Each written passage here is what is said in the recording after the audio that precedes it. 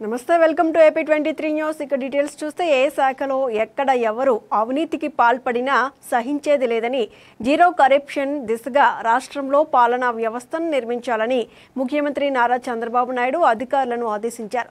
ఎక్కడ అవినీతి జరుగుతుందో అక్కడ ప్రధానంగా దృష్టి పెట్టి విచారణ జరపాలని, అవినీతి రుజువైతే తక్షణం చర్యలు తీసుకోవాలని స్పష్టం చేశారు. ఏడాది పాలనపై ప్రజల నుంచి వివిధ ప్రభుత్వ పథకాలు, కార్యక్రమాలపై వ్యక్తమైన అభిప్రాయాలపై నిన్న ఉండవల్లిలోని క్యాంపు కార్యాలయంలో ముఖ్యమంత్రి అధికారులతో సమీక్ష నిర్వహించారు.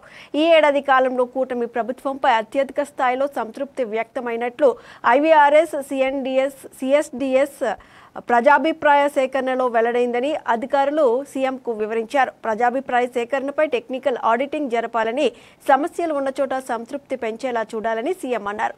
సంక్షేమం, ఉద్యోగాల కల్పన, రహదారులు వంటి 10 ముఖ్యమైన ప్రజా సమస్యలకు ఎక్కువ ప్రాధాన్యత ఇచ్చి వాటి పరిష్కారానికి కృషి చేయాలని ఆదేశించారు.